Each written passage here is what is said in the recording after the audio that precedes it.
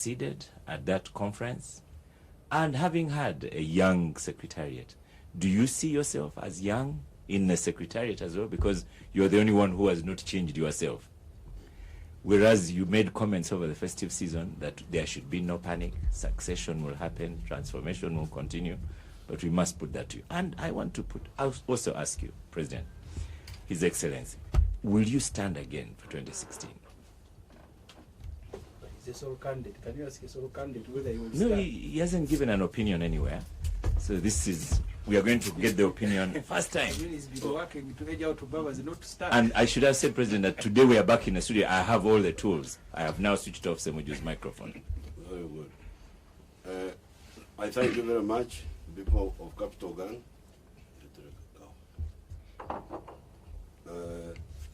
First of all, the question of Sebagar, I think it was, whether Museveni is panicking. Well, I'm not panicking. I don't remember who arranged the conference in Entebbe. That time I could not come in the studio because I was engaged. So we used Entebbe, where the facilities are different. The questioners are not able to ask directly. And we agreed that time that I would come here. Yes. And also to prove that the conference you would go as you wished. No, that was not the main point, because I don't have to come and prove that one here.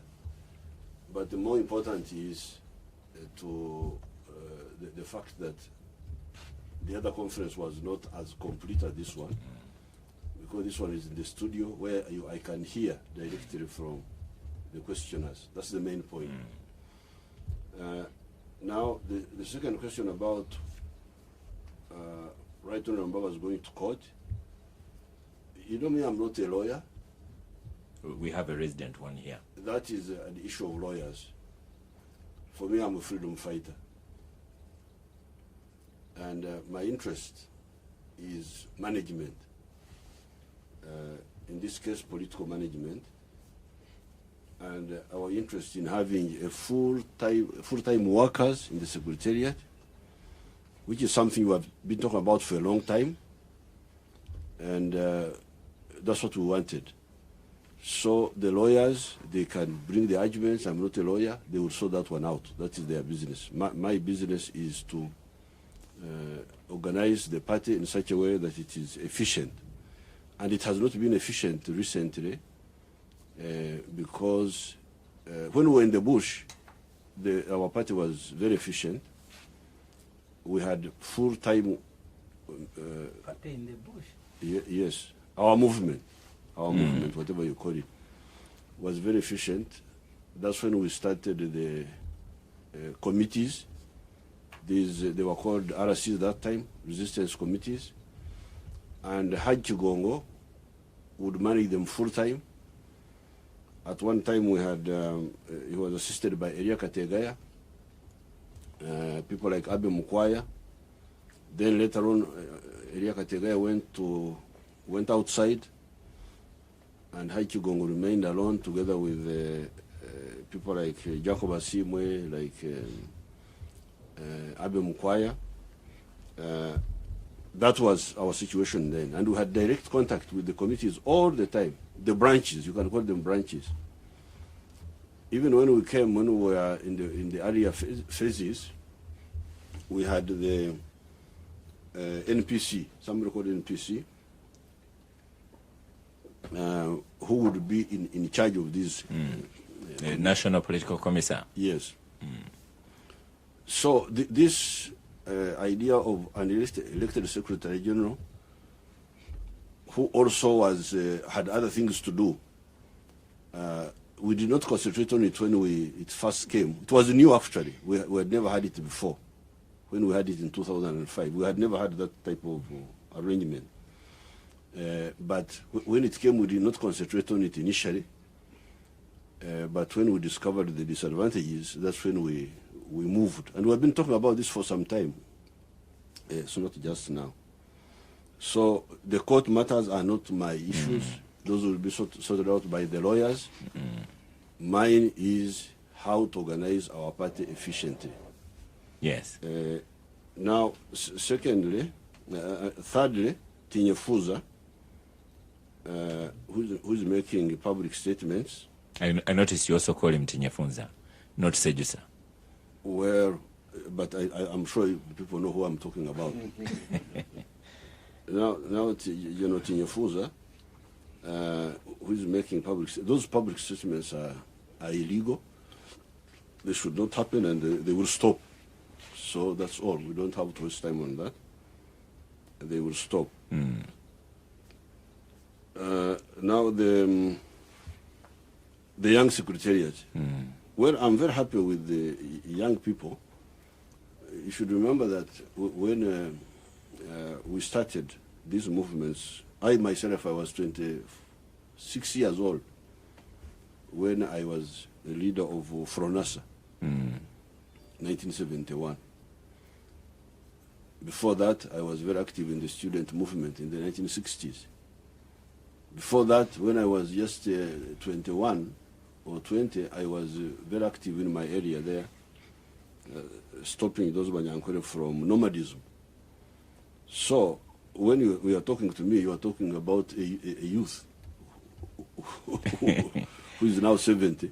Yes. But who started his work when he was, his political work. Actually, even when I was in the teens, I was already working in the community.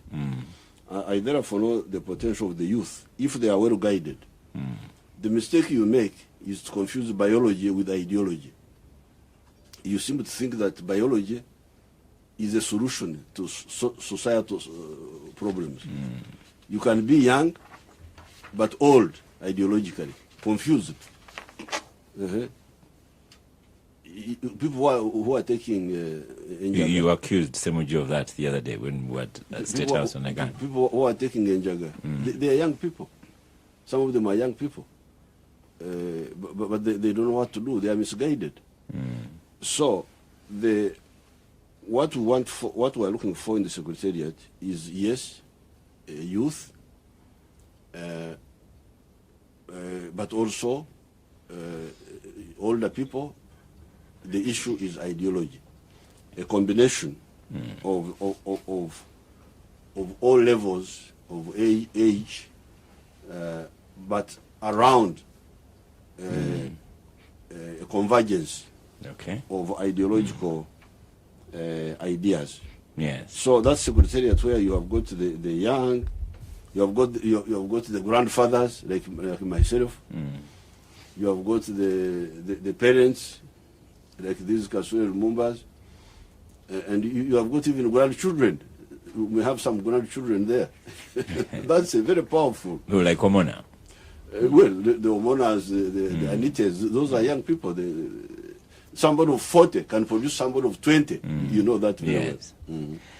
So I think that's a very powerful secretariat. Grandfathers. That's how the cabinet is, by the way. The cabinet is already grandfathers, the parents, the grandchildren. They are all there.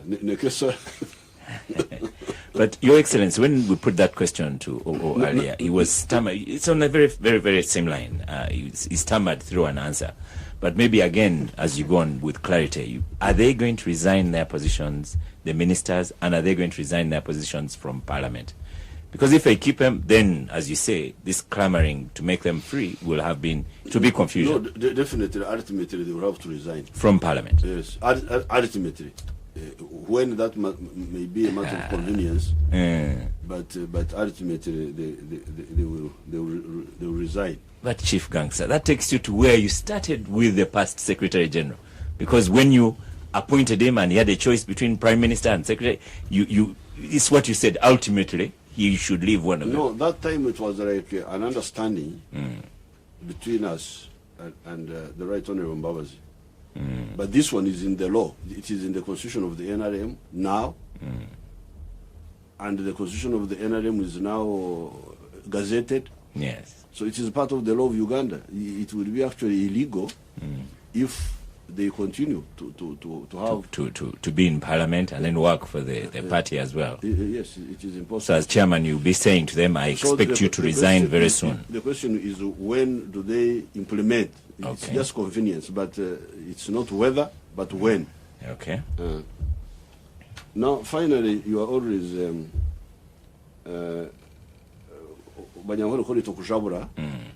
people are fond of dishing food before it is ready.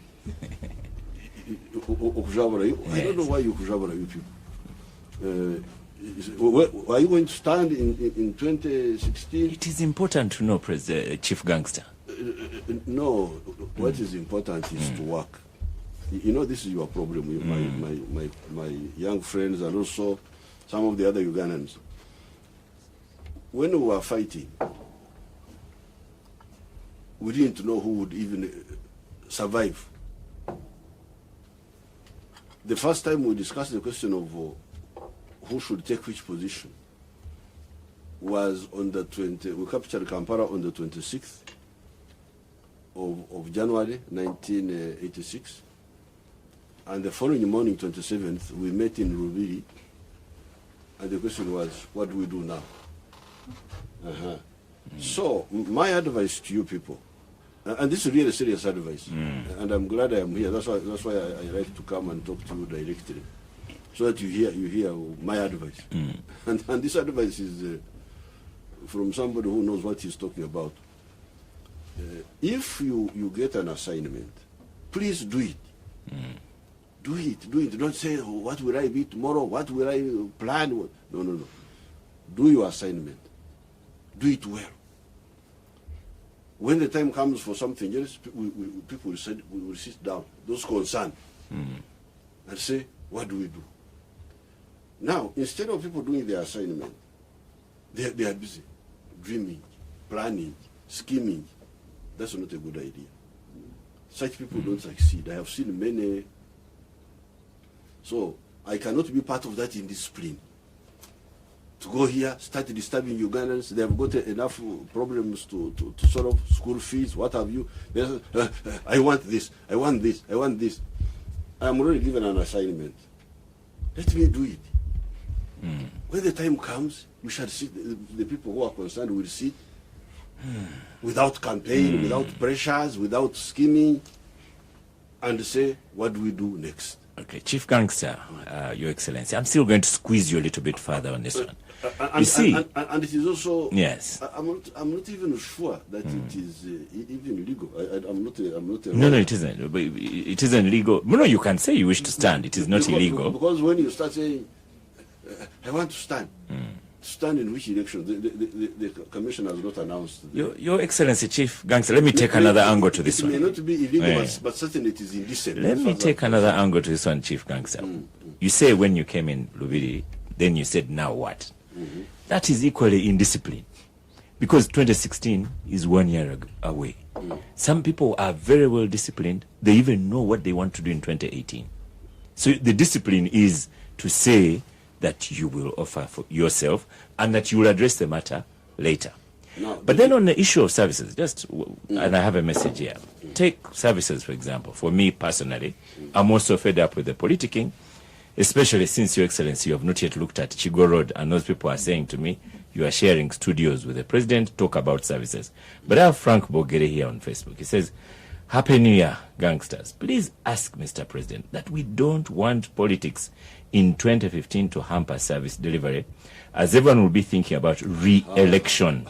The whole year shouldn't be wasted talking about politics, but rather ensuring that the public gets the services they deserve from government. But President, everyone talks about politics. Even our OO here talks about politics. Yet I want my road fixed. I want other things done, not politics. When Besigye walked to Kampala to get the services, he was stopped from walking. He claims he wasn't politicking. Now, I had not conspired with Bogere. No. Bogere is saying exactly what I was telling you. But the reality is telling you that you people, you are really inconsiderate. Our people are busy struggling with life, with school fees, with all those things you are talking about. Yes. Now, instead of concentrating on those where you have an opportunity, in case you have an opportunity, but even if you didn't have, even in your private capacity, you could help. Instead of doing that, you are busy planning. What will I be? What will I be? What will I be? I want to be this. I want to be this. This is very wrong. It is wrong. It is indecent. It is not our way of working. As freedom fighters, if we were talking like that, actually we would even be maybe even cowards. Because if my plan is to say, we are in Rwero, we are fighting, but my plan is to be president. That means I will have to avoid risks so that I survive. So it is totally, it's a subversive, it's a wrong way of working. So please don't involve me in that. That I should disturb Ugandans with matters of tomorrow when we have got serious issues of today which need to be addressed. By handling the ones of today, when tomorrow comes, the Ugandans are there, the parties are there. Like in our case, we have our central committee, we have our NEC, we have the national conference. Those people will come and say, okay, we have done this in the last 5 years, what do we do now? So I would advise you really to stop that anarchy of every day being election day. That's not good. That's what that man is saying. Frank Bogere on Facebook.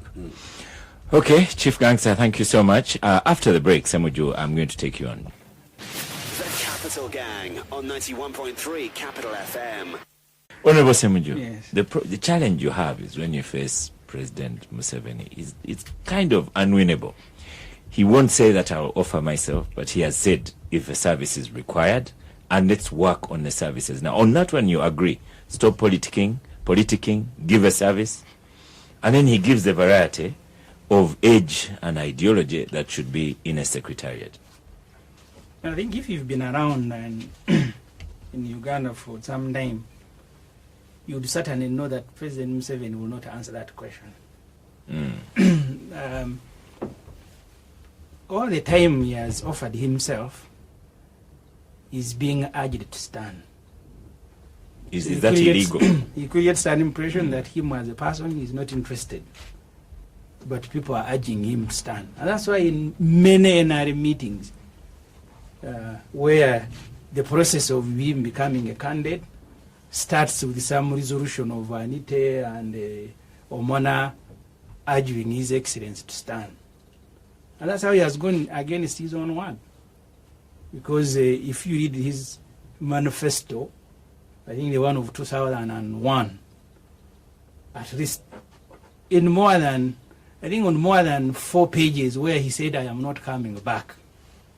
And eventually he was urged. So you are right to say he's one of the cleverest men we have in this country.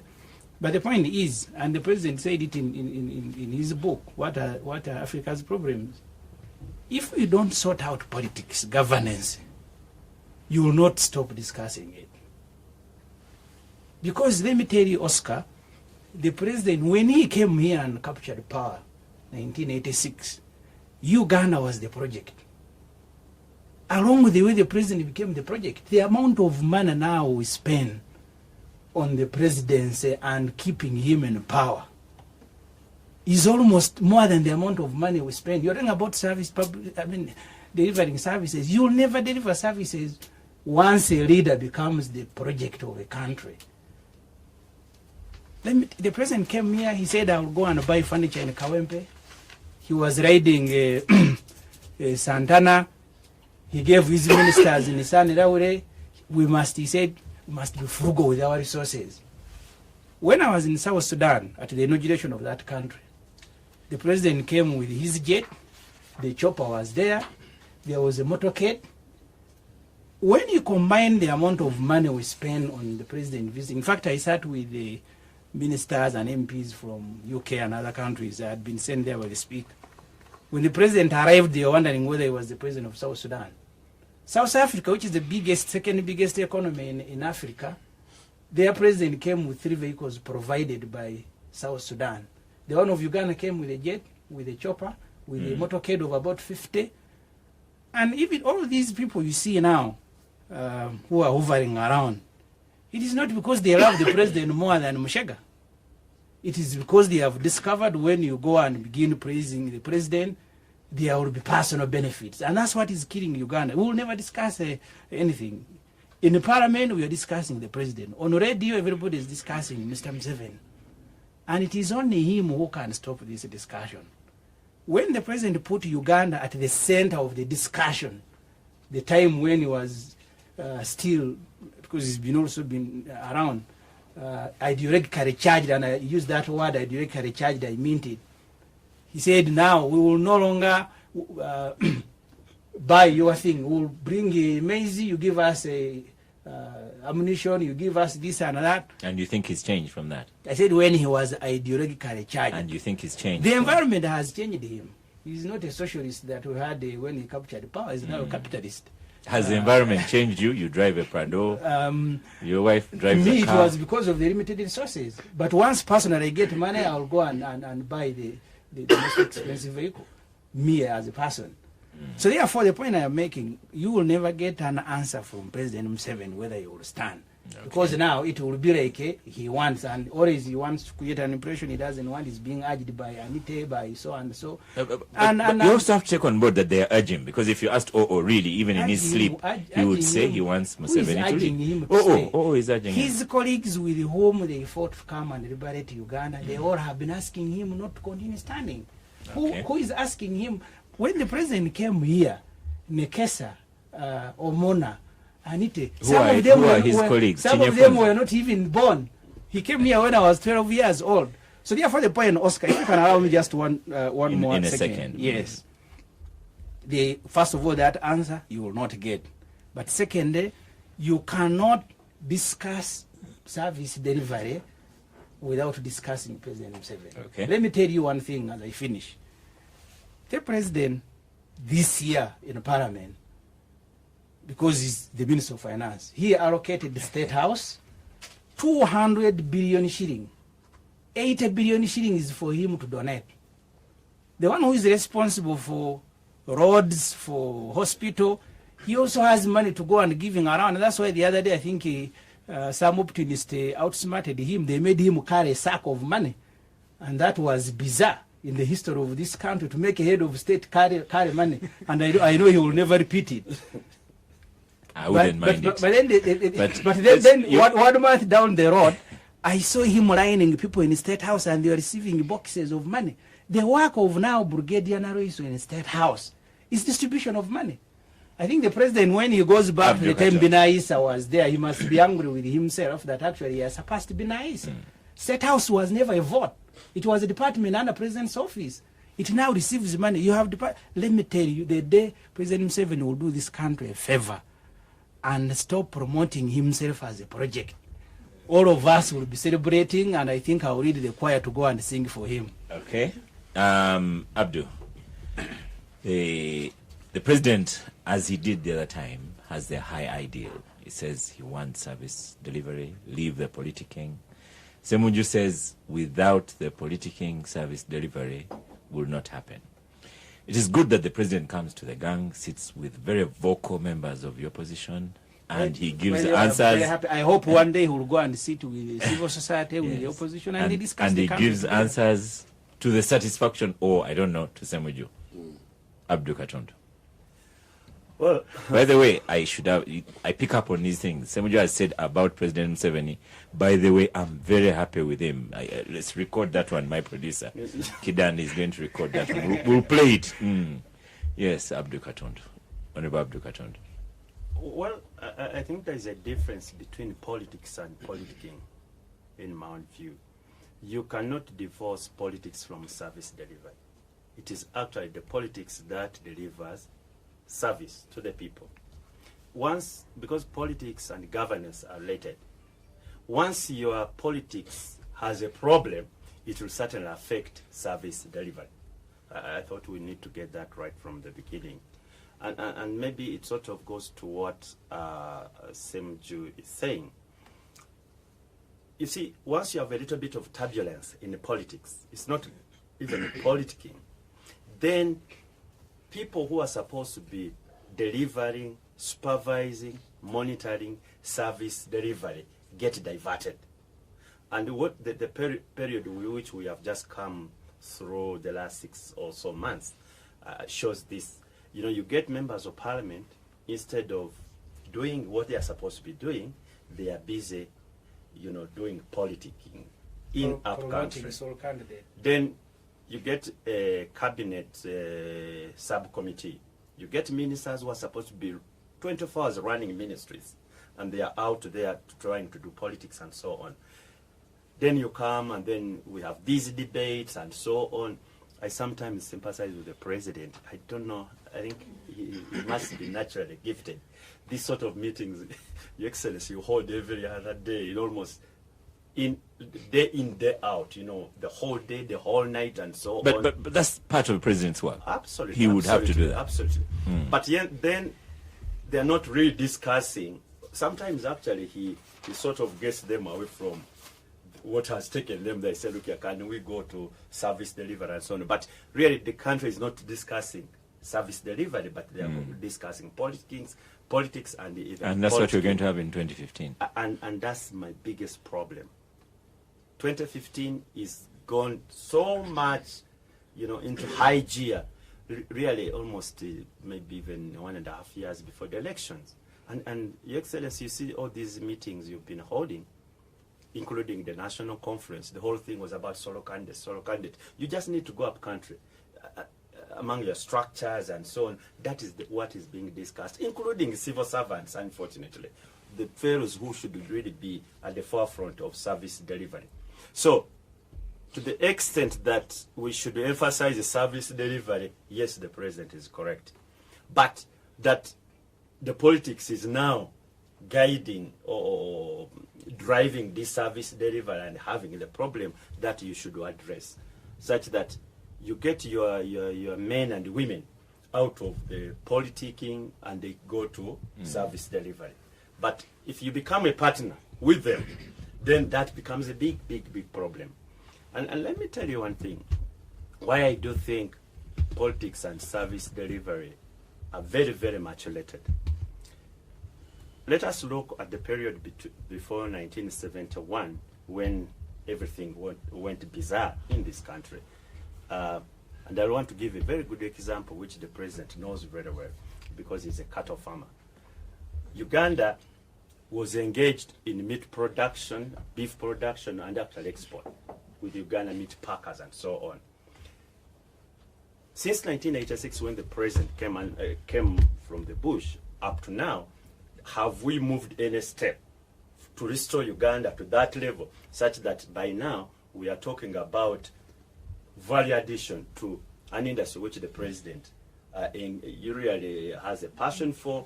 He's an active participant to restore us to 1971. And I've said this before, Your Excellency, if you don't, that I was about to be tempted to join the NRM when you had just come. Me and my brother here, we are still at university. Because we were convinced by some of your cadres, you know, and I would mention them, you know, Kale, Vesije, Amanya Musheka, Kahinda, Victor Buana. There was this Oriamaza. You know, the guys were really ideologically anchored. They'd come to the university, convince us, say, look at this where the country should go, and so on. They would even point out the mistakes of the earlier regimes and so on, even when they knew some of us were a little bit hostile because of our UPC background. But they would really engage us and so on. And now what do we have? And we could see people who are really focused. There is a problem now, Your Excellency, that caliber of people are not there. They are absent. They are absent. And the sort of people who are there, you know, are not the ones you'll be talking about service delivery. No. Anita is not interested in service delivery. No, I don't want to mention names. Okay, but before you come off the microphone. Oh, am I about? Yes. I saw no. Before you come off, you Abdul Katuntu had a bet with our chief gangster the last time he was on gang, and you're saying the delegates conference is going to have turbulence. They will not achieve that high ideological point that he wished for which he wished. And he's going to put to you that it was very successful. The new secretariat was appointed and went through very well. You know, they won it.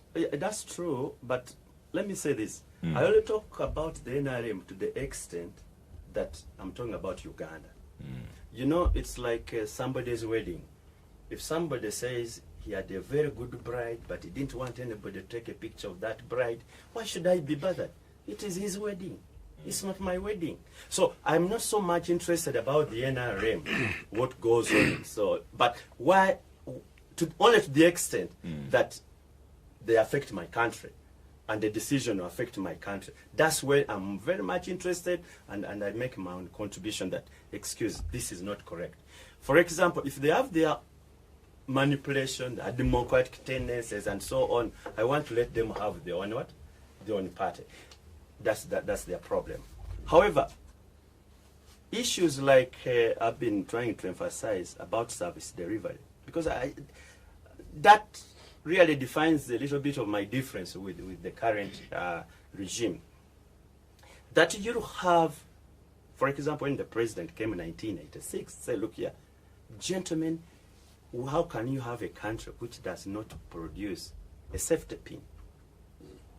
And you see, it was logical. It was common sense. Everybody was looking at himself as or people who are not wearing shoes. Yes, and we I are saying, I say this because you are from yes, Busoga. and I would, you would see. You haven't had the last bit. I say this because you are from Busoga.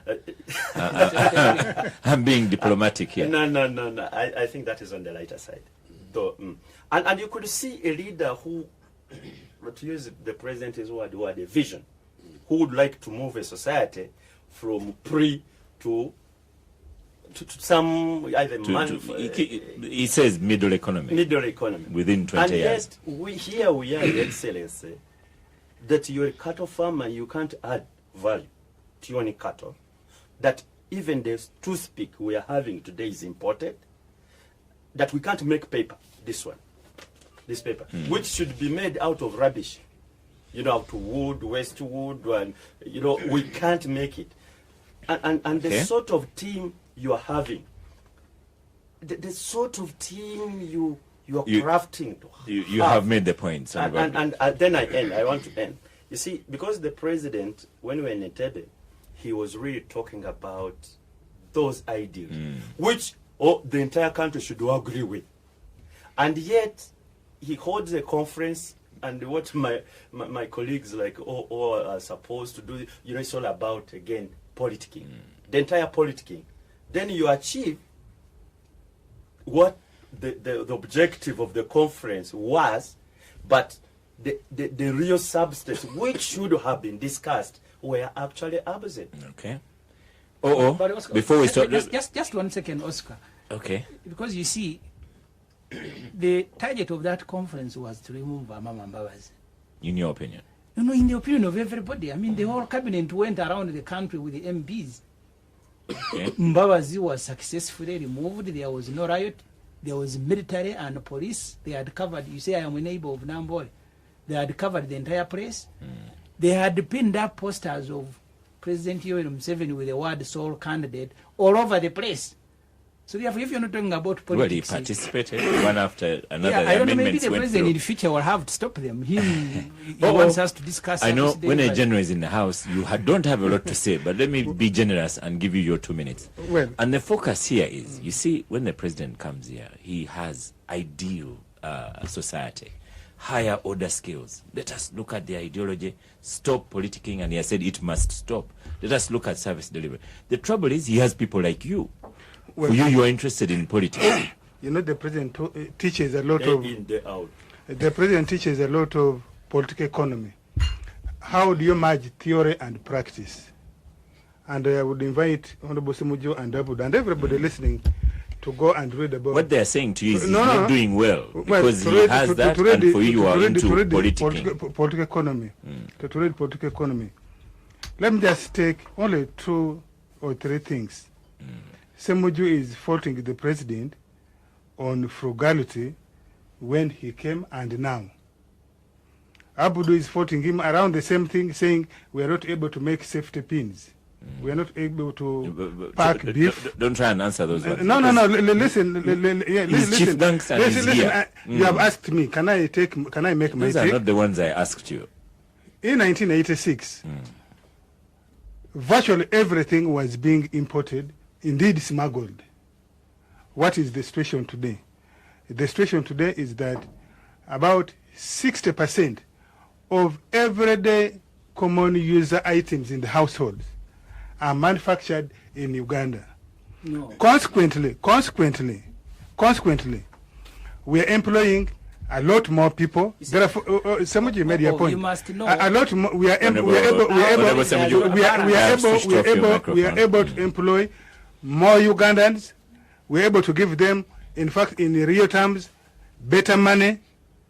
And third, we are able to generate and collect more money, and therefore fund the larger part of our budget. Okay, your number two. Number two is the politics of NRM, or the consultation NRM has been going through in the last 1 year, or indeed the last 5 years, mutually exclusive from service delivery. Is the service delivery, the level, is it going down or going upwards? In our assessment as a government, as NRM, we see that the service delivery is going up. You can just take 3 areas. Take the area of infrastructure, either energy or water, or indeed roads. Take the number of enrollment in schools, or the construction of schools and health centers, whether government or private, the numbers are higher.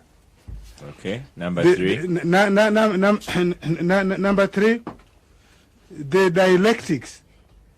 When you study dialectics, you study the transformation of quality to quantity and vice versa. Is the general quality of life, the general quality of politics? That is very outdated. Yes, it is not outdated. You need to reread it. Is the general quality of the politics, the governance in Uganda, better or worse? And if you look at the different elements of governance, are we reversing? Are we going backwards? What is the general axis?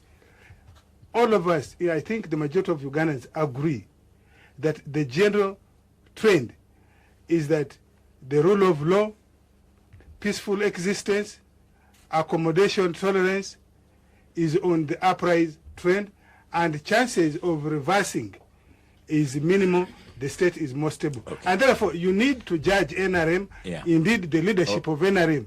Before you come off a microphone, because what you've said is the president will address. What I wanted you to address, why is the president at the higher end, and why are you people at the lower end? He wants you to stop politicking and talk about my road.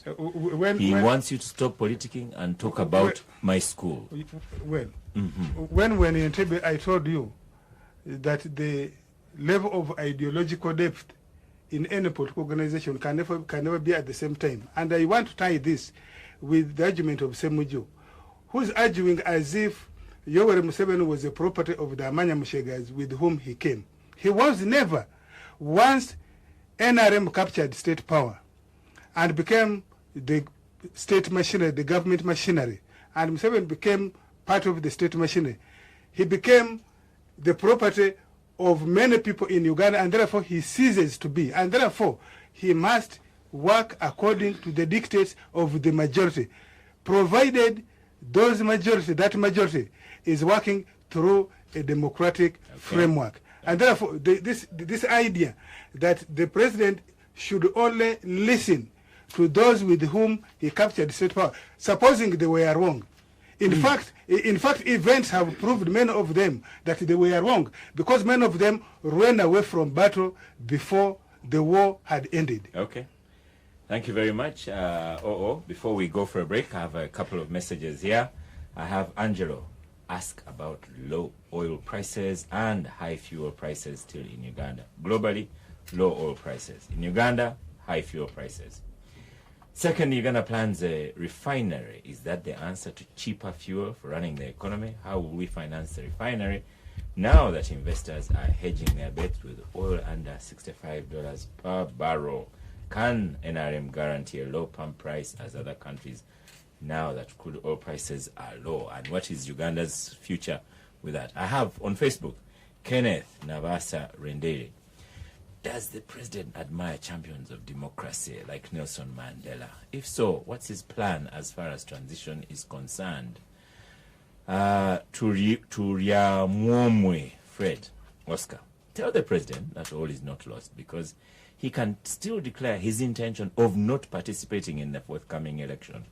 The president argues that Ugandans still want him, but he forgets that Nelson Mandela was liked by South Africans, but he had to leave.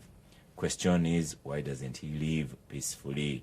Joel Butusi, let him tell us about oil plans, how far the nation has lived to expectations of the oil benefits.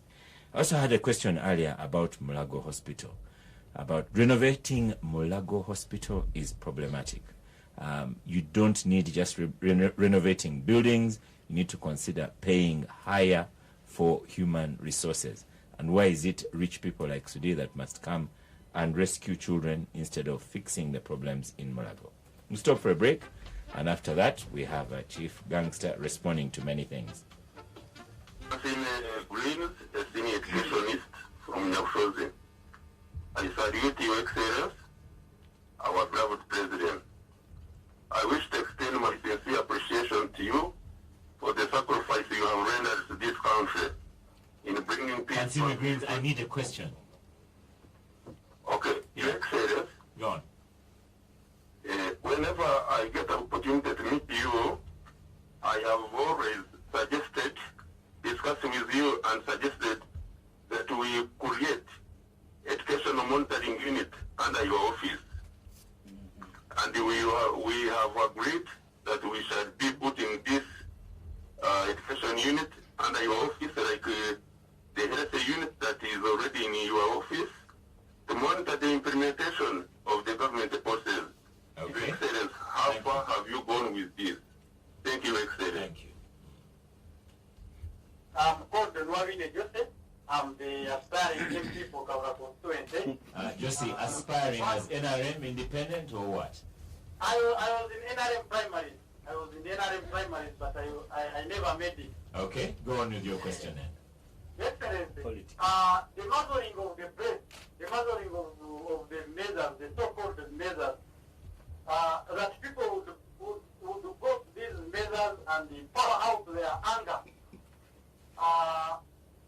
Gone are the days when people are still using this chance of expressing themselves now that the measures are no more. Your Excellency, my question is, are you aware that these measures were muzzled? And if yes, who did this? And Your Excellency, are you aware that people are burning with anger simply because they are not expressing themselves in these media? Okay, thank you very much, Josie. The president has surely listened. Thank you. There you go. Callers to the chief gangster, and you have responses to make here. Interestingly, Josie Nwabine is NRM, and then he talks about people are burning with anger. Well, I thank you very much. You have raised very many points. I have recorded 20 points here. I don't know whether I can answer all of them. But let me start with the one of not making a pin. Because I think that's safety pin. A safety pin. I think that's a very important one. I was using that expression to mean the low level of industrialization in Africa. And we have been working on this. First of all, we had to work on peace, because you could not deal with one without dealing with the other. We had to work on peace, and that's what we have achieved. Secondly, we had to work on infrastructure, because those industries depend on infrastructure. If the costs of infrastructure are high, then it will be very difficult for those industries to succeed, to survive. We still have some little problem with the price of electricity, mainly because of the distortion caused by Bujagari, which was built by private people.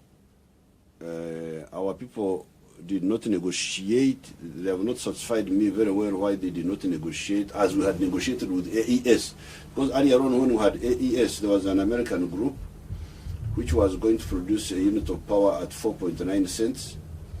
These fellows ended up producing power at 11 cents, which is very expensive, and we cannot, we shall have to sort it out. But fortunately, the other older stations, like Narubare, the one on this side, produces a unit at 3 cents. The other one of Kira produces a unit at 3 cents.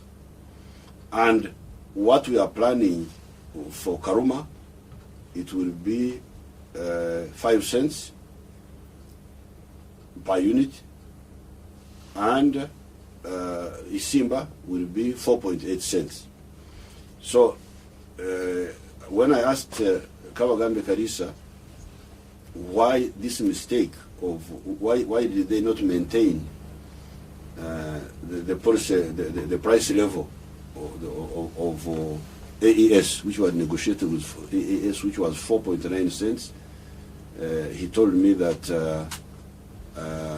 that there was a delay, and there was a shortage of money in the world, and that there was also the other floods in New Orleans in America, that the contractors were few in the world, like that. He gave me that explanation.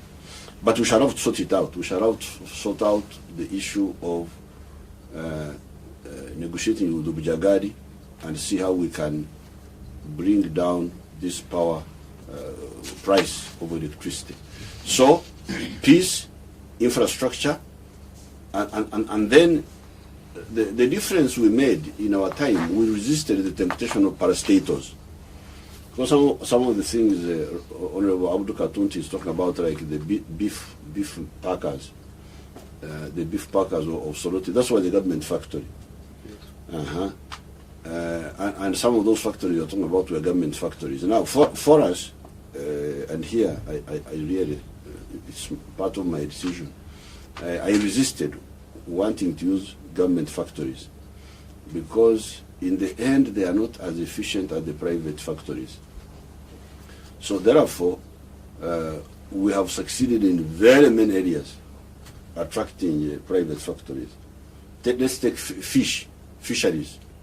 There was not a single fish processing plant in Uganda in 1986. At the height of the fish industry, we had 20 factories. Now they have gone down a bit because of the problem of overfishing in the lake, which is another problem. But at least the factories had been attracted. 20, more than 20, and you know that. You talk of beef. Say here you are, Museveni, you are a cattleman, but you can't even process beef. But you are forgetting about milk. The milk industry has blossomed. Our production of milk in 1986 was 200 million liters. Our production is now 1.9 billion liters. It has gone up, I don't know by what percentage. And the factories, there are so many. We have got even one which can crack milk and bring subcomponents of milk, not just processing milk, cleaning it, but even cracking it to get, there's something called casein. Casein, it's like a protein. So that is moving very well. Beef, finally we have got people now. There is an Egyptian who has built, who's building one in Bombo. So we are not only making a safety maybe we are not making a safety pin, but we are now making a car. Mr. Katunta, I think you sometimes miss. Our people have made even a car. Forget about a safety pin, an electric car. Our professors. The money we are putting in research, we also need to look at it. How much money government is putting in research? Investing in research. Those people, the Makerere people, Professor Musaz and others, we give them some little support. It's very little.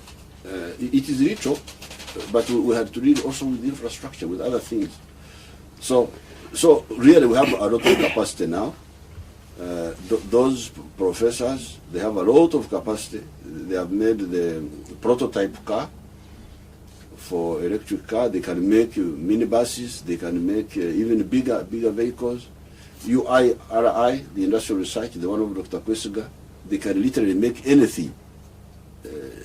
You know, they have the capacity to do anything that we want. It's just a question of funding, but also management. I'm really a bit cautious about that. Like they put something to process shea butter in Lira, the UIRI. I went and opened it, but my question to them was, who will own this? You have built it, but who will own it to run it efficiently? They were trying to make the cooperatives do it. So that's why we have a gap, the entrepreneurial class, the indigenous entrepreneurial class who can, even when they get free funding, like in this case, because this was built by the government for the people of Lira, and they manage it well. So we are moving, the technical capacity is there, these universities are training people, they have the know-how, but the business, business skills to make sure that they are run. So we are very, very far from that area where we could not make things. We can now make literally anything. But who will, the ownership, especially the ownership, management, you can always hire managers, but ownership. Who would own but Chief Gangster, Your Excellency, you must also have a reporting line when you say that, yes, we have enterprises coming and all. You need government to be saying, and in 2014, this is how we helped the enterprises. This is how we equipped the enterprises. You know, in schools, private schools, what we are receiving now is the tax has returned. We are helping them. Look at the banana project in Bushenyi of Dr. Muranga. To make starch out of bananas, to not only produce more bananas, we are funding it. We have got an innovation fund. He knows about it. Innovation fund. We are funding the food technology department at Makerere. We are the ones who started it. It was not there. But in schools we are fighting. The tax has returned. The teachers pay. The union. It is now a constant fight. Which fight now? They are giving ultimatums now to the Minister of Education that we need our pay to come back. So, if you have a majority of schooling in Uganda, for example, are private schools, in the reporting line, we must have a line in there that says, "Here is how we helped schools." Now, I'll come back. Let me first deal with these other points. So, in terms of technical, industrial. Technological capacity, we are now much higher than that. What you are talking about in 1980s. So now, what is now lacking? 86. When I was writing those articles. But what is lacking now is the ownership. You see, there are two ways. In fact, I've been thinking about it. When you hear the Soviet Union, you hear these MiGs. When you hear a MiG, those were names of people. Mikoyan Gulievich. So like you say, Katutu and my son there, what? Ssemujju. So you could say Kase. You make something. So this Mikoyan Gulievich, these were the designers who made that aircraft. So I have actually been looking at that. If we don't have a strong private sector and discipline, the problem of Ugandans is in discipline, spending too much, spendthrifts, extravagance. They don't know how to save and kekeres. They don't know. They are not like the Asians who are very good at kekeres. So if the people are not saving and they are not investing so that you support them and managing well, one option is what the Russians did. And that's what I've been experimenting with, like when I support the banana project. You have got a scientist who has got the knowledge, but he has no money. We give him money, and we see whether it does. Well, that's what the Russians did. Those scientists became now the producers, but working for the government, working for the parastatals.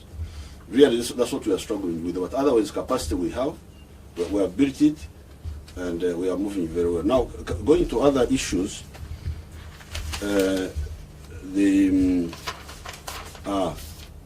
Museveni goes with a big convoy. Well, Uganda happens to be in the midst of a turbulent area.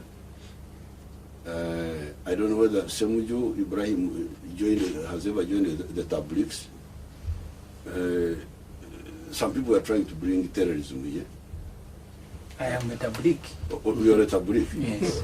Well, I hope you are not linked to the other man. What is his name? Jamil Mukuru.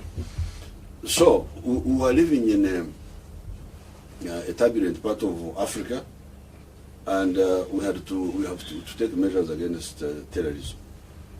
And for that one, I can walk, have no problem, I can sleep anywhere. But when it comes to anti-terrorism measures, sorry, we have no apologies to say that we secure the president of Uganda so that we do our work.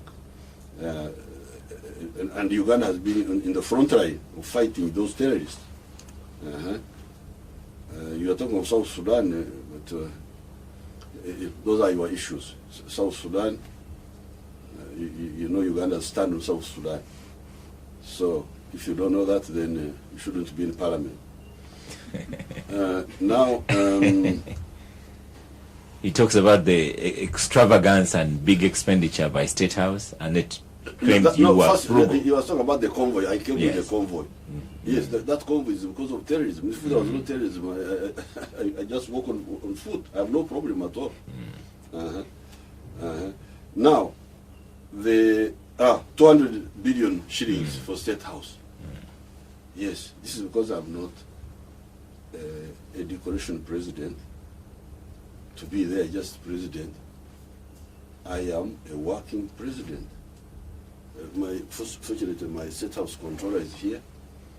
She came here by accident. I normally don't go around with her. But we're coming from. Now, this money,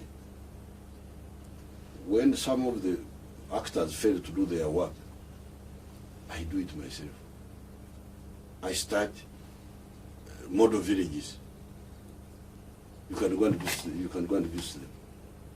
Model parishes, not just villages. I don't know how many we have. You can actually give a statement and I show you later. Let them go and visit them.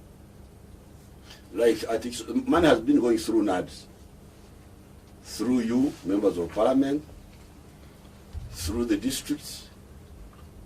Big amount of money has been going. But they have not been using it properly until we have had to come in now to use the army, and you will see the difference. But even before that, I couldn't be part of this, not helping the people. Around Kisozi, I have 9 villages with 1,500 homesteads. They have now gone to 1,700. I couldn't just go on watching those people. The man of NADS, some of it was coming from through Gomba, through Mpigi. At that time, Mpigi was a district. But I wouldn't see what was happening. The other man was coming through Zimbabwe. I was not seeing what was happening.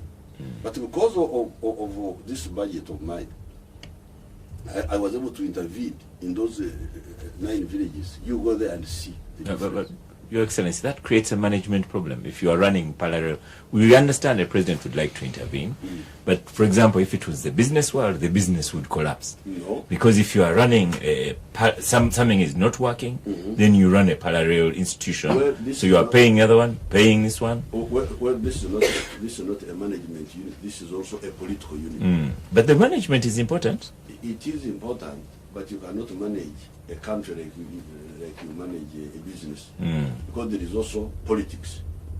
There was decentralization. It is in the constitution. these people take big chunk of money. It Yeah. goes. But they don't perform as well as I would like. What is wrong with me having the flexibility to say, okay, you people, I see what you are doing, but you also come here and see what I'm doing. But What- you appoint, you know, the better example where the confusion is you have, for example, Ministry of Lands. You appoint a Minister of Lands. Then you also appoint the assistant ministers, the ministers of state. Then you have a Minister of State for Lands who is fighting, perhaps perceived as fighting, the Minister for Lands. Then you have a desk in State House for lands. And you have all these competing forces. Sometimes you have a Inspector General of Police also going to do lands. But then all these people are your appointees. So what is wrong with just dismissing the others and say, now, this is what we have? You see, dismissing is a crude method. Sorry, retire the others and say, I want efficiency. Because it's also the question of concept.